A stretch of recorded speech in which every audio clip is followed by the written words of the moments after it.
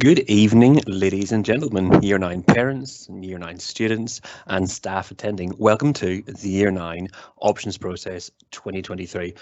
If you joined us a few minutes ago, you realise you can pop some questions in the Q&A box if it's currently live, and we'll try and answer those throughout the course of this evening. So thanks for joining us. After feedback last year, we decided to keep this event online because it's nice that you can hear this information in the comfort of your home. Take a second when I pause the presentation to go through, speak with your son or daughter, speak with your parents about some of the decisions that you're going to make, and not feel like you have to be quiet during an assembly or wait for your turn. So any questions, pop them as we go, but we'll give you some opportunities to sit and discuss this as we go forward. So welcome to the options presentation tonight. It's going to be a short presentation, but you will have some time to ask some questions and reflect on what's happening so far. But this is just the start of the process.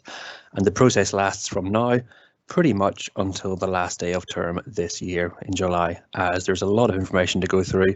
This is purely just about giving you the information to start off the process, and then it's down to you to think about your options and your pathways and what you want to get out of the next 2 years at school. So my name is Richard Evans. I'm the Deputy Principal, and part of my responsibilities at Attleborough Academy are to make sure the curriculum is correct for all our students. That's the right subjects, the right qualifications, in the right order, with the right mix. So I'll be taking you through this process.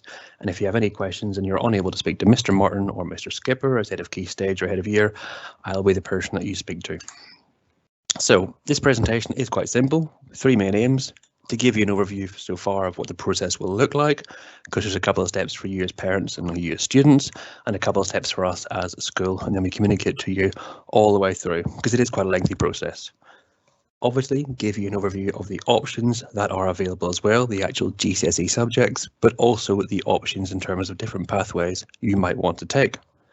And lastly, give you our advice on how you should make your choices, because there's lots of confusing information about there about which subjects you should choose and which ones are better and why you should choose it for a certain teacher, etc., etc. Trying to demystify the whole process, hopefully. So that's the aims of this presentation tonight. So to start off with, we have a core curriculum at Attleborough Academy, and that's for Key Stage 4, so years 10 and 11, the next 2 years, otherwise known as GCSE study years. And there'll be no surprises there that we've got English, literature and language combined, maths, science, of which there's a double and a triple variety, PE, PSHE, and then on the right-hand side, we have geography and history and French and German. And those 2 subjects, or 4 subjects rather, on the right-hand side are there because they are part of the EBAC, the English Baccalaureate, something which is the core part of the Key Stage 4 curriculum for all Attleborough Academy students. So that's what everyone gets. And of course, the options are additional to that, and there are some flexibility within that as well. So it's really quite a simple process, although there are some decisions to make along the way. And you have 4 in total to get us started. And they are, firstly, decision number 1. You've got to decide at what level you want to study science, either the double award science or the triple. Then you've got to decide whether it's geography or history you would like to study as your compulsory humanities subject. And then for decision 3 and 4, it's about your option choices yourself. So you choose 3 main options, which we'll aim to give you your top 3, including your highest preference, and then you choose a reserve option choice as well, which we'll have to use if we're unable to allocate you a place in your chosen option, either due to it not running, being oversubscribed, or just not working with your chosen combination of subjects. So, decision number 1, and this is your first chance to have a bit of a conversation. Is double or triple science? As I said before, everyone does an element of science, and that's double science to begin with. However, students can opt to study the triple science qualification, and there are a few differences between that. So pretty simply, double science is a lesser qualification than triple with lesser content. So it's examined separately, which means you'll have a biology paper, actually 2. You'll have 2 chemistry and you'll have 2 physics papers. However, the big important part here is that it's graded together.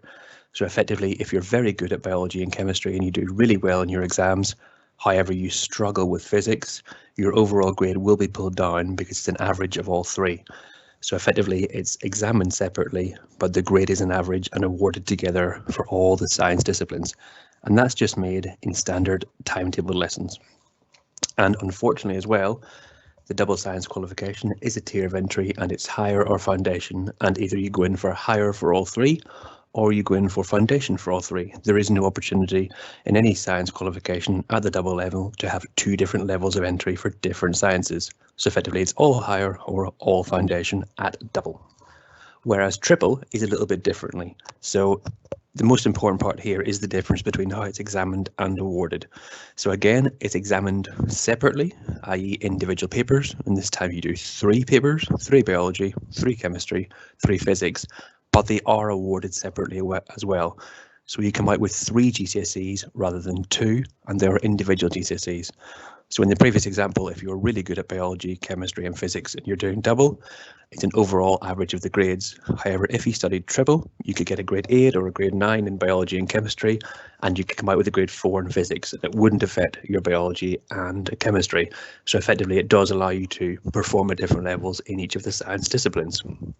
Obviously linked to that is the fact that there's more content, there's more to cover, therefore there are more exams. So there's more content, more topics, more units to go through in the triple qualification rather than double. And consequently, that means there's a little more time required to go through those lessons. There's a miscommunication and often a misconception about what triple science is. Triple science is not for the smarter students, it's not for the more able, and it's not for the ones who want to be doctors. To be very clear, triple science is a wise choice for those who enjoy science. It's basically something you pick to do if you want to do more science, because as I mentioned before, it's about doing more content. So it's not about having the best grades and the highest targets. It's a choice you make if you want to do more science. Simple as that. It's also not required for study at A level or required for universities. For some universities, they do prefer it, but it is not a requirement that you've studied triple science if you want to go on to take an A level in biology, chemistry or physics, or indeed at Attleborough Sixth Form, forensics.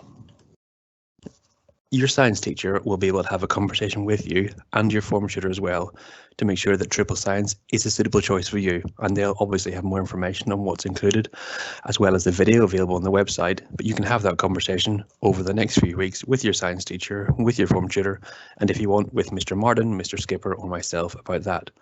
I'm just going to pause for a second there and allow you to have a conversation about that, and if you have any questions about double or triple science, please do pop them in the chat box and I'll resume again in about a minute.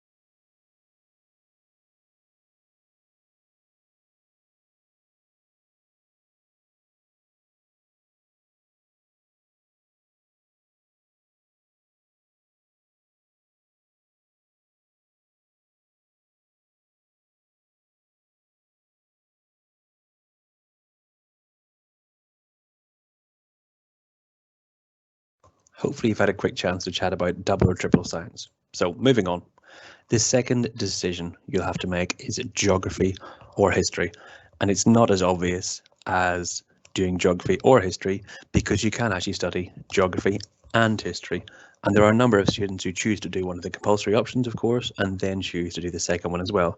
And there is a large amount of crossover between the skills used in geography and history, analysing sources, comparing, contrasting, evaluating, etc. It's a very nice crossover, and we often find that students who are good at one are similarly gifted at the other.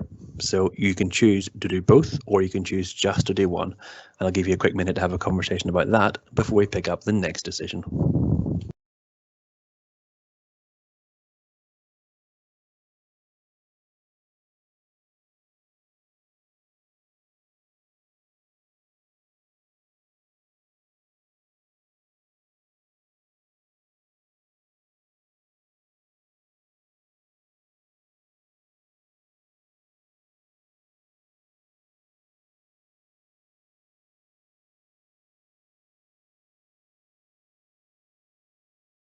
So the third decision you have to make is probably the biggest one. Decision 3 and 4 together, because they're about your option choices and your reserve. So as I mentioned before, you'll have to choose 3 main choices that you'd like to do and indicate a preference amongst those. And you'll also need 1 reserve choice as well. And this can include, as I mentioned before, your other humanities subject from geography and history, and it also can include your other modern foreign language, because currently we have some students studying French in year 9 and we have some students studying German. And obviously you'll continue to study the language that you're currently studying. So if that's French, your option will be French going forward. However, if you are a gifted linguist or you have a particular passion or you're a native speaker of the other modern foreign language, with a conversation with Mrs. Cope or Mrs. Emerson, we will allow students to choose 2 modern foreign languages where this is feasible. It's not something we recommend, as if you've been studying French for the last few years and you're gifted at French, it might be quite difficult to pick up German. But again, if you'd like to really go down this route, please have a conversation with us as the option process pans out. And lastly, the last stipulation here would be product design and graphic products. Although they are different subjects with different content, it is actually the same qualification, so you cannot choose both product design with Mr. Kent and the graphics with Mr. Jeffs, as they are the same qualification. And you should only choose the flex pathway in the options after you speak to Mrs. Whitaker, and there's some more information on that in the next coming slides. So these are the options here. I will not read them off the screen. I'll give you a couple of minutes to have this conversation with your parents and with your son or daughter, what you might be interested in, what you might be gifted at, what you'd like to find out more information about, and we'll pick up again in a few minutes.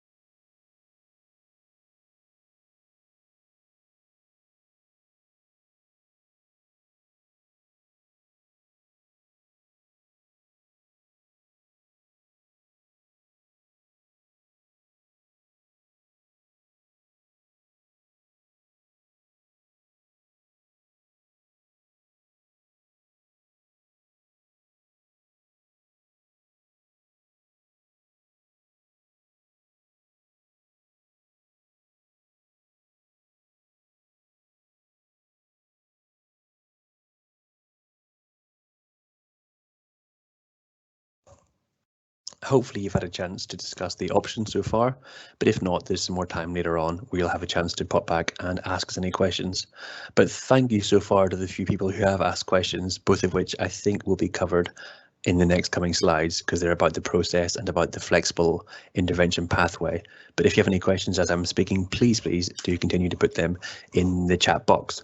So Flex, which was on the previous slide there, known as Flex or flexible intervention, is a supportive pathway where rather than studying in extra GCSE, you can have one less GCSE and get support either through English or maths, which is usually literacy focused, as literacy meaning the understanding to communicate impacts all subjects, as all subjects will have elements of either coursework or examination or terminal assessment.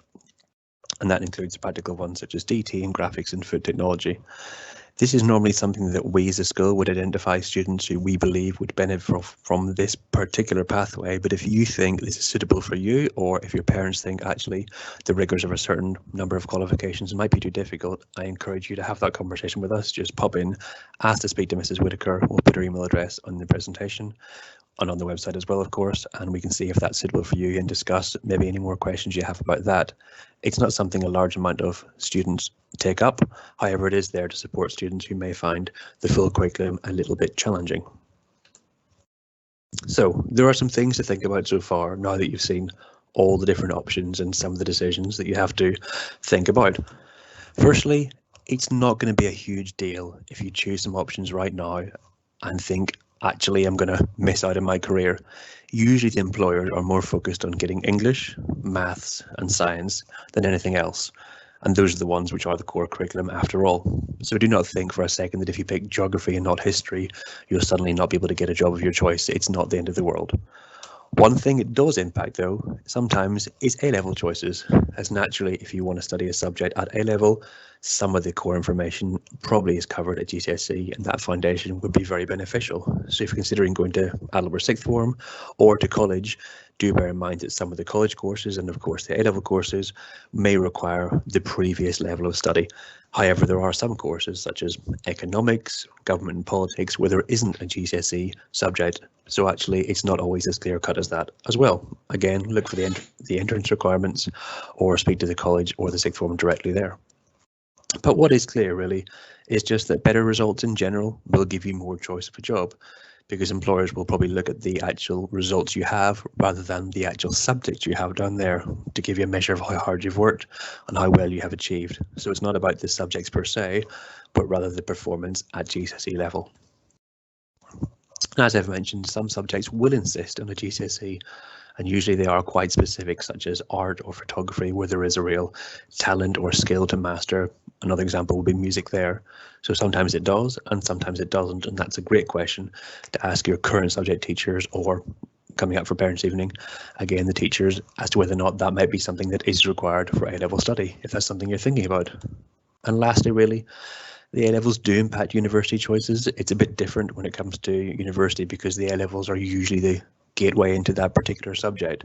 So whilst it might not always impede you or stop you from studying a subject at A-level, the A-levels are the ones that if you're considering going to university will be the ones you have to have in the right bucket. However, if you are super clear at this stage that you have a career in mind that you want to do, I would encourage you, and all staff will encourage you, research, find out more about it, find out about the requirements, but also your mind will change, your mind may change, you may suddenly think that that's not a career you want to study. So actually research it, but don't think you've got to close any doors at this stage. It is early days in your career after all, and sometimes our careers change. So this is a question that hasn't come up so far in the Q&A, but just as it's been mentioned so far, I mentioned the English Baccalaureate, and it's linked to studying a humanity and a language. This is not an Attleborough Academy specific thing. This is a national programme brought in by the government a number of years ago now, and they believe that students should have a broad and balanced wide range of academic subjects. So the English Baccalaureate is basically a measure of a number of different subjects and qualifications that are attained. And many of them, as you can see, are core in the curriculum. English, maths and science are things that everyone does at school in Key Stage 3 and Key Stage 4 for GCSEs. But the EBAC, or the English Baccalaureate, says that you should also study a modern foreign language or an ancient language such as Latin and a humanities subject. So part of the reason why the Attleborough Academy curriculum includes a language and a humanities subject is that that pathway, the English Baccalaureate, is one that is becoming increasingly prevalent, and as you'll see in the next slide, is something that's a national priority. So again, why is that important? There's other benefits really. These subjects, the humanities, MFL, studying a language, studying history, studying texts, sources, examinations, these are the soft skills that employers look for. The government was correct in identifying subjects that were, in their opinion, more rigorous, more challenging for students, but also give that broad range of study. So students wouldn't be studying all technical qualifications or all creative qualifications. Obviously, it still means that you can do, say, art or product design or music or sports studies, but you have that core range of qualifications that has the soft skills required by employers. And that is the wide variety, but there's a little bit of flexibility. And more increasingly now, we're finding that the English Baccalaureate is talked about by A-level providers and universities as well. It's almost a measure, and this last statistic is probably the most telling. It may become the normal thing. The government have a target of 75% of the entire GCSE population studying this year and next, and 90% in 2025. So it is quite a prevalent thing, and actually it may be a case that if you do not have it, you're disadvantaged by those who do have it. But if you have any questions about the eBag, there is more information in the options booklet published on the website after tonight, or do pop them into the chat box as we're going through, and we'll see if we can address them at the end. So, a question that used to be asked about GCSEs and equivalents and technicals and vocationals and really what is the difference? These days, there isn't so much of a difference. There are subjects which are more vocational in nature, and it used to be vocational and academic as the two different ways, and there used to be a GCSE, and there was talk of BTECs and equivalent qualifications. Nowadays, Everything that is examined at GCSE is of the same equivalent lesson. There is no difference in the level of qualification you achieve, and there is no difference in status. The only difference would be that some of them are slightly more practical. However, they all have to have an element of final examination.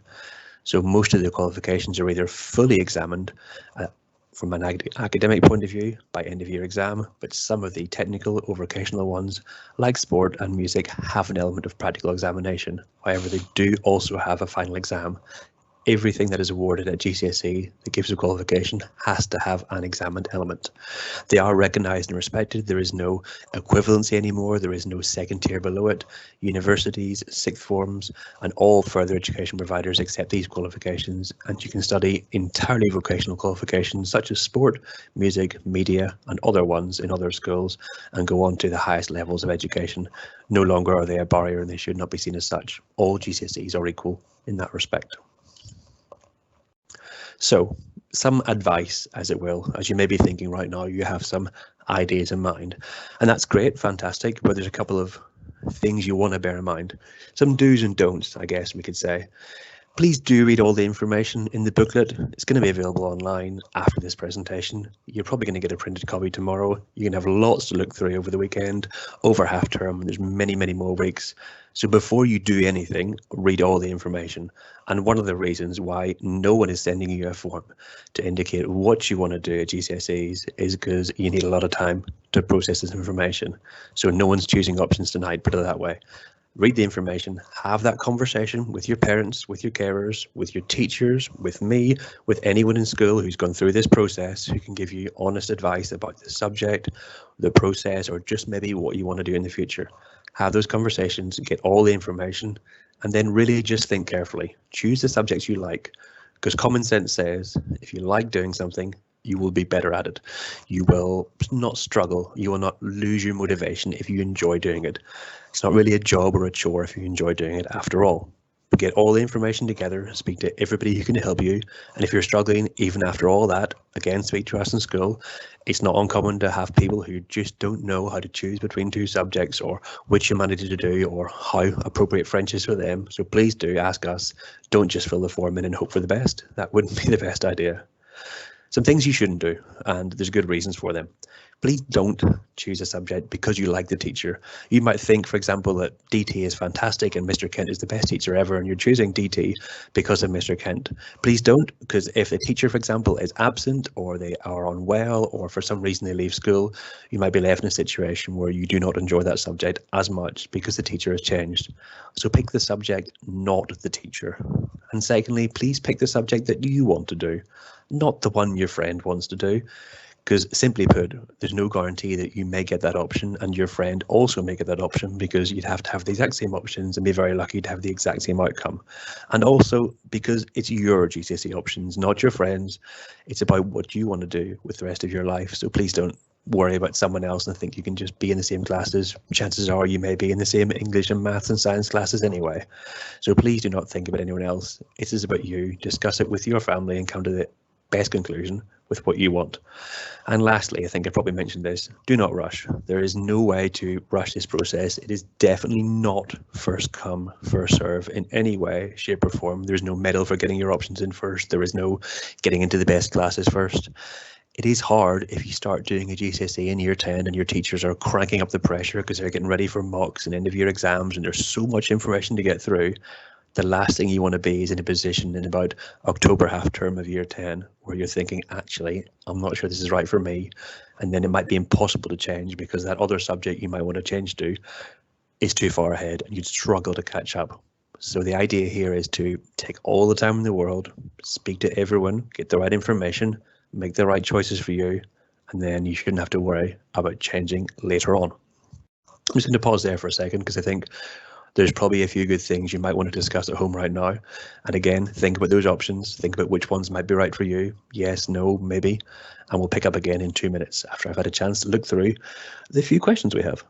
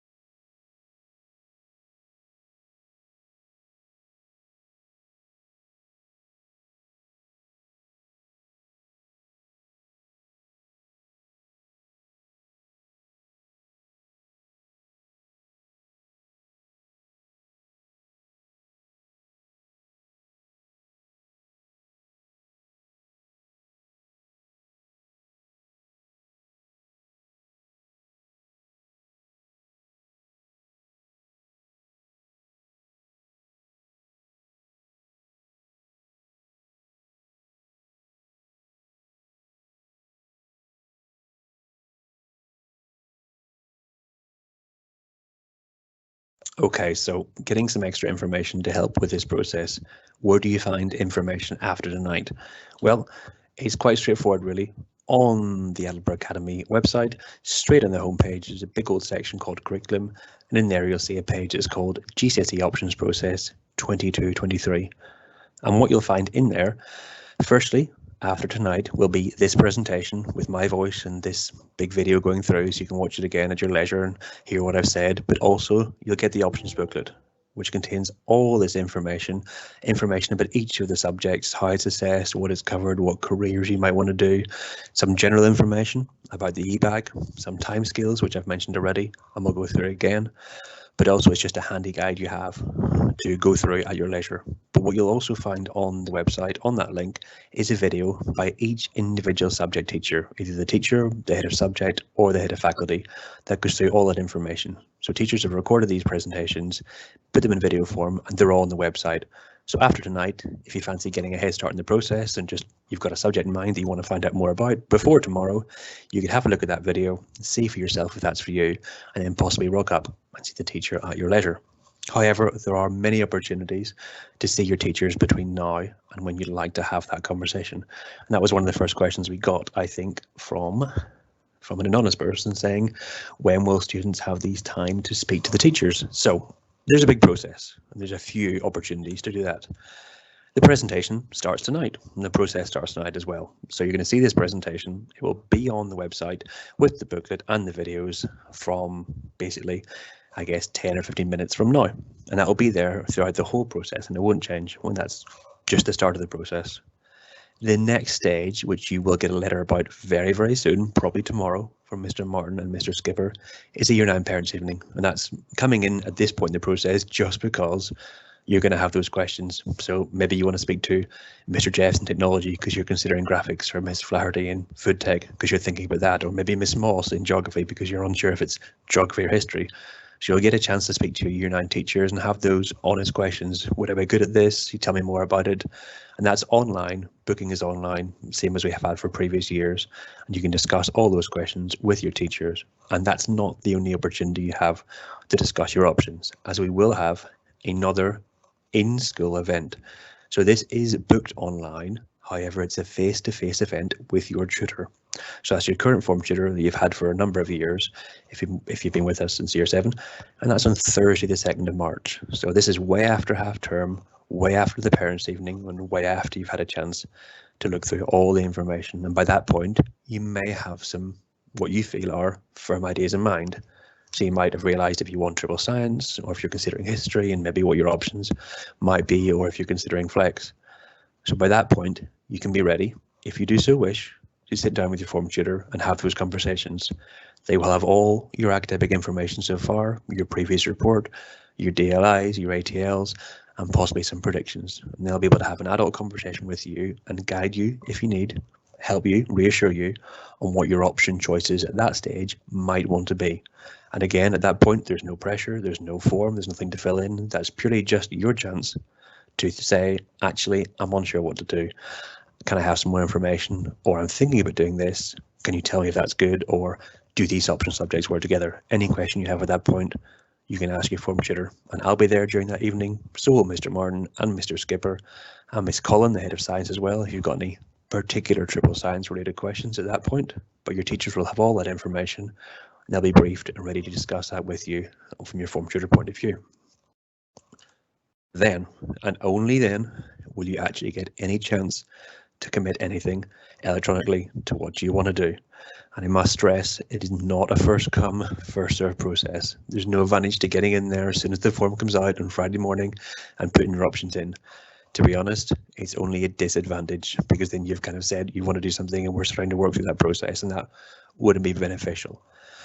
However, I can guarantee you, you will not fill in your options and suddenly a timetable will appear in September. You will have a conversation either with me directly, with Mr. Martin, with your form tutor, or with Mr. Skipper about what your options are. Because for us, in the background, it's a large process to coordinate over 100 people, making about 4 choices each and trying to figure out the best way forward for everyone there.